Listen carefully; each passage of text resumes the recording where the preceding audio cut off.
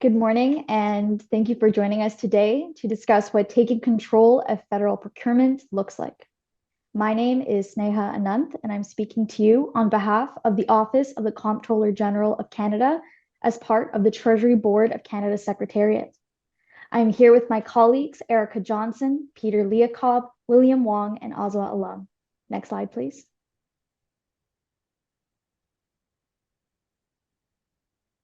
An incomprehensible failure. This is how the Office of the Auditor General described the Phoenix project in a 2018 report. Phoenix was introduced in 2016 in an attempt to modernize the federal government's payroll process. It resulted in one of the largest payroll-related crises in the Canadian government history. Cost of contract amendments increased 167%, and cost to stabilize the system skyrocketed to almost $2.6 billion as of 2022. Another reported failure of the federal government's IT procurement is the ArriveCAN app. Built in response to the COVID-19 pandemic, it digitally collected traveler contact and health information. It had an approximate price tag of $53 million, but due to poor financial record keeping and mismanagement practices by the Canada Border Services Agency, the actual cost is impossible to calculate. The failure of accountability, risk assessment, and computer systems has been an ongoing problem since the 2000s and requires serious analysis. Next slide, please. After conducting a broad review of reports from the Office of the Procurement Ombud and the Office of the Auditor General, among numerous other reports, we have established three main problems identified in the federal procurement process. The first problem was the lack of oversight maintained by the executive decision makers. The second problem identified was a lack of internal expertise. And the third problem identified was an everything at once approach to procurement. Next slide, please. The problems we've identified can be illustrated when looking at the cases of Phoenix and ArriveCAN. Lack of oversight. Under Phoenix, all the power concerning the development and oversight of the project was placed in the hands of three Phoenix executives. The Deputy Minister of Public Services and Procurement Canada did not receive any project status information from independent sources. Regarding ArriveCAN, in the early stages of development, there was no formal agreement between the Public Health Agency of Canada and CBSA who was in charge. Similarly, CBSA's procurement directorate was not involved in the contracting process. No technical experts. There was a considerable lack of expertise in the Phoenix case, as Phoenix executives cut over 100 processing functions in order to cut costs. This was done without regard or consideration for how this would affect the system's functionality. With ArriveCAN, CBSA relied heavily on external resources to develop the web-based and mobile application, as it did not have sufficient internal capacity with the skills needed. All at once. Prior to the initial pilot of Phoenix, defects in critical functions and issues with pay stability led to the cancellation of its pilot project. Despite this, Phoenix executives decided to move forward with implementation without addressing these core issues. In the context of ArriveCAN, CBSA contracted out all key program functions of the application to two sole contractors, rather than opting for a more multidisciplinary approach. Next slide, please. Oversized, unaccountable procurement projects that run without appropriate expertise is not a new phenomenon. Over the years, numerous reviews have identified problems with procurement and the operations of the public service in general. A 2005 procurement review found that a lack of government-wide perspective on procurement found fragmentation, confusion, and overlapping responsibilities led to cost overruns and inefficiency. Onerous rules, uncompetitive bidding processes, lack of transparency, and a lack of technical knowledge, whether IT-related or not, on the part of public servants were identified consistently by the Procurement Ombud since their 2009 and 2010 reports. This has remained consistent to the present day. The Blueprint 2020 Internal Red Tape Reduction Report that was carried out between 2015 and 2016 found that public servants consistently complained about arcane and contradictory rules, a lack of capacity and expertise, limited communication within the hierarchy, and a culture of process-oriented risk aversion that consistently jeopardized effective implementation. What this highlights is that there's a critical need for a new review approach to address the gaps in recommendations given to resolve these issues. Next slide, please. We've been asked to provide a plan for a review, and we have narrowed down the choices to three basic options. The first is do nothing. That is, don't have a review. It is the most affordable option, carrying no additional cost. Given that we have already had a plethora of different reviews over the past 20 years, which have all had similar conclusions, doing nothing might be preferable to duplicating an already completed effort. That said, doing nothing also does nothing to get us closer to a solution to the problem of procurement in the public service. Option 2 is a traditional review. That is to say, a mixed methods qualitative-quantitative approach to identify problems afflicting procurement in the public service. Everything indicates that such a review would come to the same conclusions as the reviews of the past. We would spend more money, but we would learn nothing new. Option 3, the option we recommend, is what we have termed a policy pipeline review. Instead of reproducing existing analyses, this novel approach focuses not on the problems with procurement, which we know only too well, but on why the attempts to fix these problems have failed. Next slide, please. The policy pipeline is a model in which problems are identified by the government and then addressed through policy. Step 1, a problem is identified and made known to decision makers. Step 2, recommendations are then made to address that problem. Step 3, legislation and or regulation is then created to make those recommendations actionable. Step 4, legislation/regulation is implemented. Step 5, if everything went as desired, the problem is addressed. In a perfect world, the pipeline takes in problems and spits out problem resolutions. In the case of procurement, the pipeline has clearly sprung a leak. The three problems we have identified, a lack of oversight, a lack of internal technical expertise, and going for big projects that try and usually fail to do everything all at once, are well-known problems. But we have failed at fixing them. The 2006 Accountability Act, several initiatives on procurement, and seemingly endless scandals have led to very little change. Our review will be the first of its kind to ask why. Why have our attempts at procurement reform failed? An example of the sort of phenomena we look to identify can be found in the United Kingdom. The UK's 2010 Government Digital Services Platform, GDS reform, tackled similar problems to that of Canada when it came to procurement of digital services.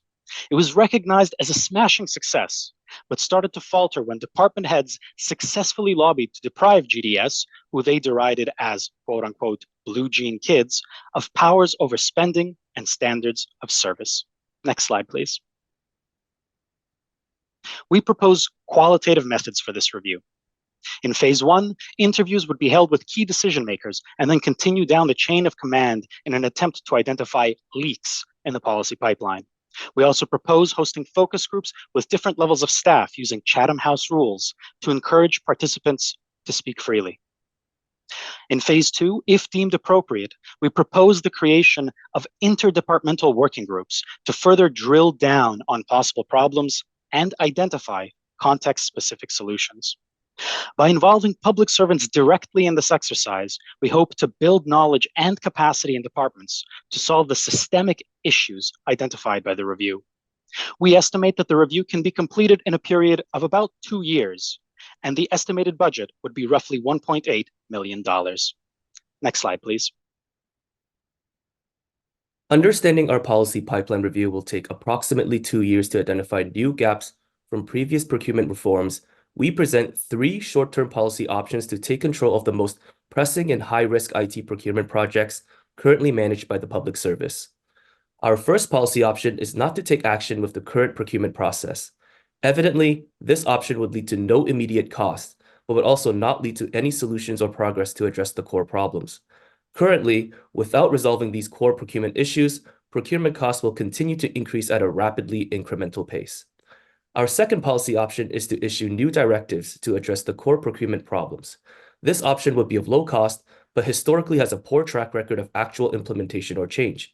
as already noted with previous examples discussed, which has not led to any substantive change to the federal procurement process. Our final policy option is to establish the Procurement Accountability and Compliance Tiger Team, or PACT for short.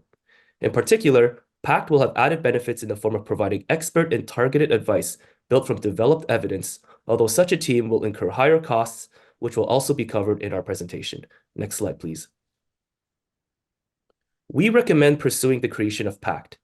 The project lead of this team will be based out of the Treasury Board of Canada's Secretariat due to the power and financial accountability that this department holds, with this executive being granted deputy minister level authority to ensure administration and control of financial costing.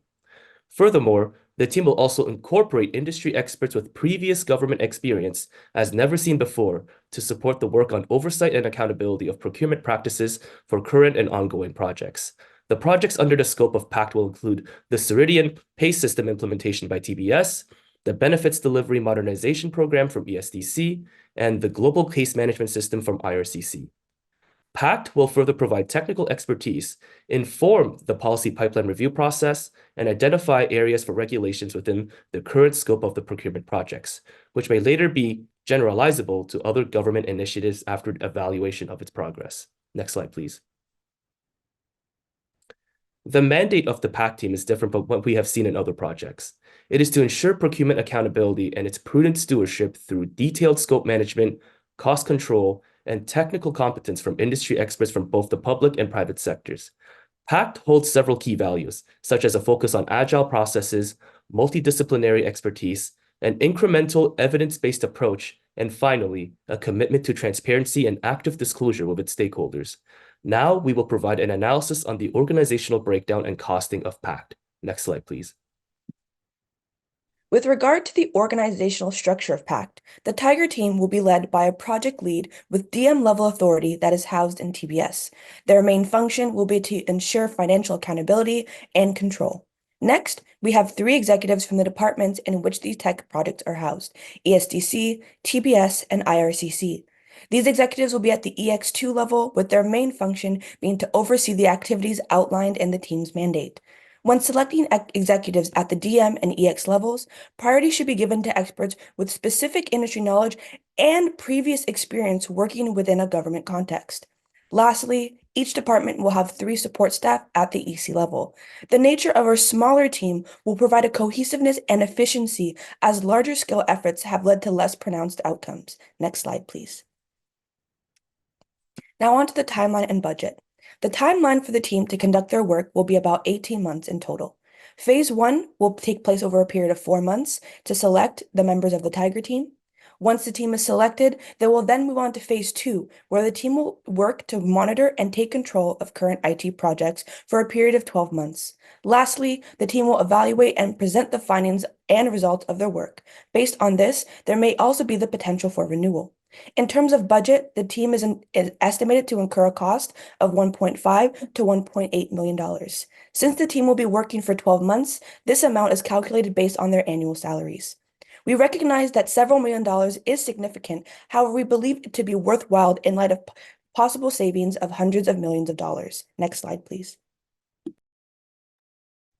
In terms of communications, the communication strategy consists of a main message that will be delivered to all government agencies, departments, and employees via email and through the Government of Canada website in order to provide a cohesive and clear statement that will be easily understood. The message will begin with the title, Unraveling the Incomprehensible, Achieving the Comprehensible. This statement refers to the initial understanding of the federal procurement process as incomprehensible and suggests that PACT will be providing solutions to this problem. The Strategic Communications Planning Framework will be used to outline the specific steps involved in the internal and external communication process. The first step will be to provide a brief outline of the current situation by detailing the ongoing issues related to IT procurement, such as the failures identified by the reviews of procurement practices. Second, the objectives of PACT will be clearly stated, along with the activities that will be planned for PACT to achieve its objectives, such as providing expertise on contractual agreements, maintaining accountability, and regulating procurement practices. The fourth step involves communicating potential impacts and effects that the work of the Tiger team will have for future procurement practices across all departments. This includes potential reviews, interviews, data collection, and so on to provide a clear overview of future implications. The fifth step ties together all the other steps as it places a clear emphasis on stakeholder engagement with other departments and external service providers that may be consulted throughout the PAC's processes and activities. This step ensures transparency is maintained and all contractual agreements are followed accurately to leave no room for error. As seen in the past, media transparency has been an issue. To address this, an evaluation will be conducted and communicated to all employees throughout the processes to maintain transparency of PAC's findings and potential options for applying PACT methods to other projects in the future. Next slide, please. To conclude our presentation, I'd like to quickly summarize our main points. Procurement in Canada's public service is broken. Report after report has identified a lack of oversight and accountability, a lack of capacity and technical knowledge in relevant fields, and a tendency to go for big, risky, unwieldy projects. We have two recommendations to address this. First, we don't need another traditional review to identify the same problems again, but we do need a policy pipeline review that can identify why the reforms to address these problems have failed. Second, to take control of Canada's largest and highest risk IT procurement projects, we propose the creation of the PACT Tiger team.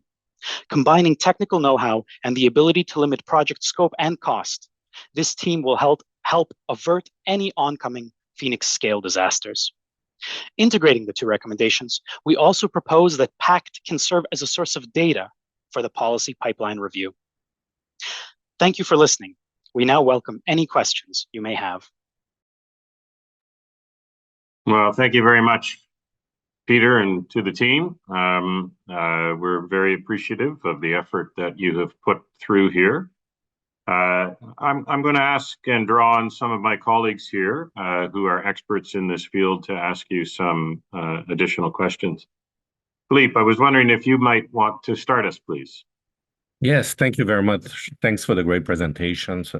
There were two key questions that were identified for the Treasury Board Minister, and the first question was referring to the effectiveness of the procurement process. In your presentation, you referred to a culture of process-oriented risk aversion. You also mentioned to us that the policy pipeline review would be results-oriented. My question for you is, how will your approach ensure that the procurement process, a revised procurement process, would achieve better results for Canadians? So I'm really interested in your perspective on the effectiveness of procurement and how your review will allow us to make sure that we strike the right balance between effectiveness and stewardship. Thank you very much. Hi, so I'll speak to that. The issue that we've identified is that we have been unsuccessful in reforming procurement despite knowing that the problems are there. Now, with the Tiger team, we're going to try and achieve a sort of short-term control of key projects. But with the review, we will try and identify the tools with which we can fix existing problems. We don't know what the solutions are yet, but we think our review is the only way to find out how we can actually have actionable and implementable solutions, since all of the ones we've tried in the past have failed and we don't know why.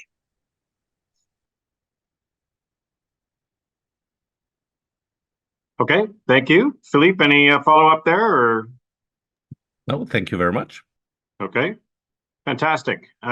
We recognize that you have also identified the connection to the vendor community. And Patrick, I know that that's an issue that you are interested in.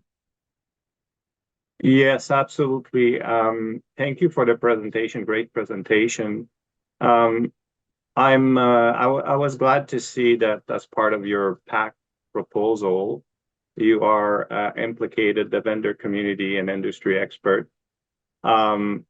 I'm curious on your thought in terms of the policy pipeline review and the fact you raised the fact that despite previous review, there hasn't been any success in improving the procurement process. What are your thoughts on implicating industry and vendors in the actual review and the policy pipeline review and getting their perspective?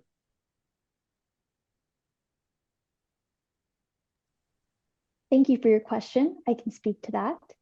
If we could move to slide 24, Annex I. I'd like to refer to this slide because one of the decisions that encouraged us to decide on involving industry level experts was really these two examples of Natasha Clark and Hilary Hartley, who have had previous government experience, but also industry level experience.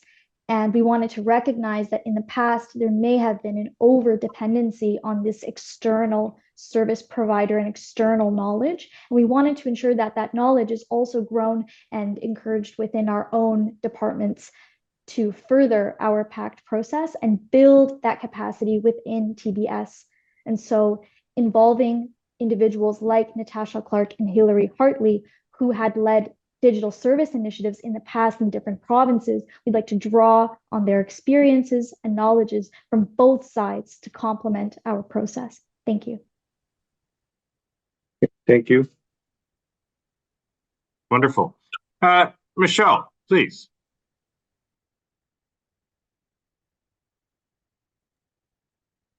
Thank you. Sure. I have a question for you that I was interested in. Sorry, just give me 1 second to find my notes here.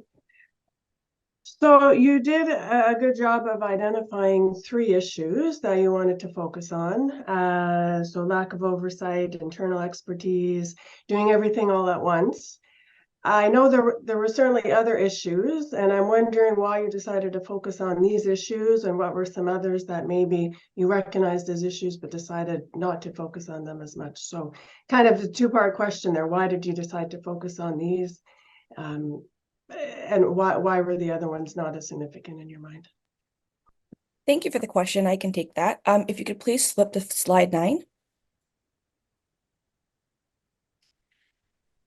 So in our previous, in our analysis of previous reviews, we've seen multiple recommendations come forward and also seen the highlight of multiple different issues. And I think our decision to include lack of oversight, lack of internal expertise, as well as doing everything all at once was our way of consolidating all the recommendations. And we found that the best way to communicate this was to sort them into these 3 categories rather than going step by step into the specific recommendations. Thank you. Okay, fantastic. Thank you very much, Erica.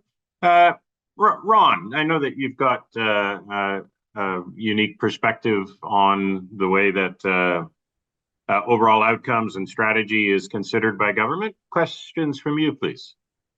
Thank you very much. So on the PACT approach, I'd like to explore your views on what do you see as the key risks to this Tiger Team approach. What are the risks to the success of this approach, and what are the risk mitigation thoughts you have in place to ensure that this Tiger Team approach will actually deliver expected results? Sure. Thank you for your question.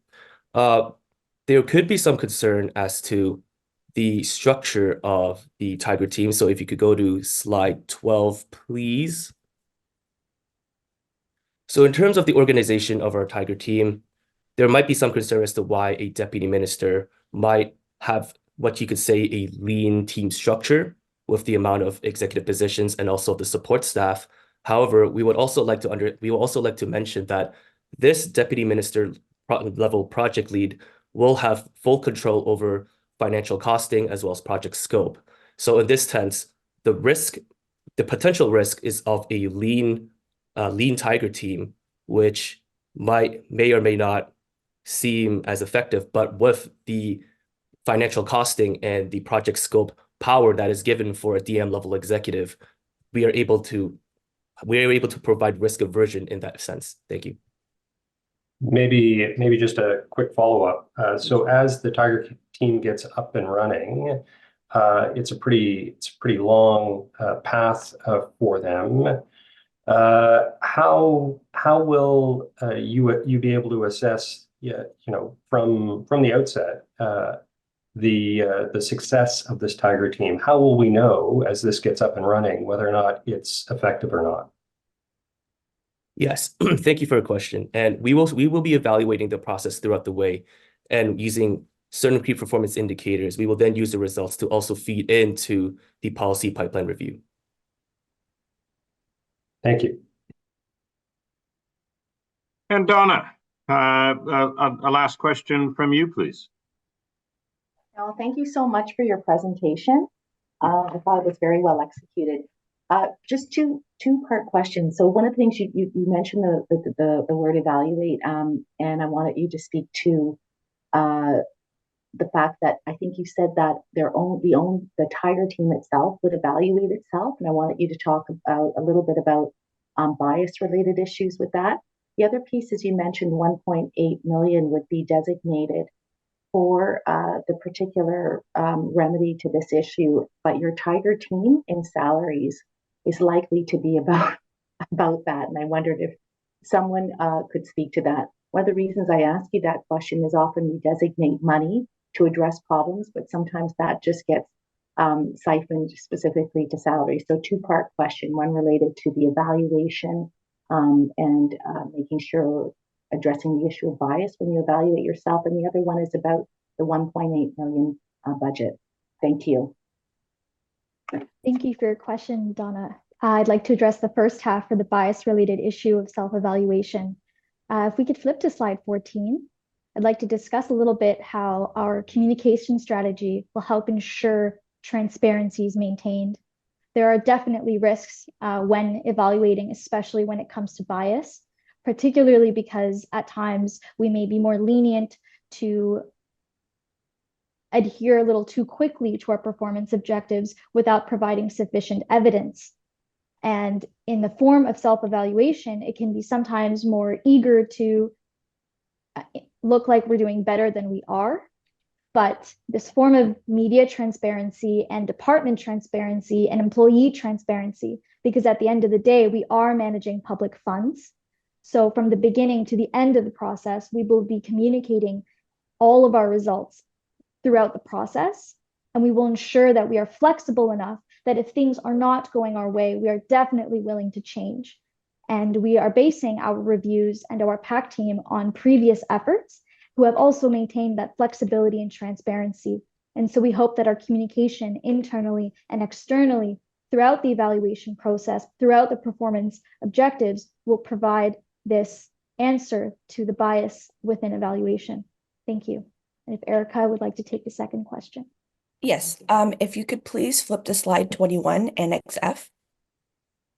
So as you see here, we've broken down the cost for the PAC team, and it's presented on a sliding scale based on the level at which we choose to staff. So at its minimum, the team will cost around $1.5 million, and at its maximum, the estimated cost will be about $1.8 million.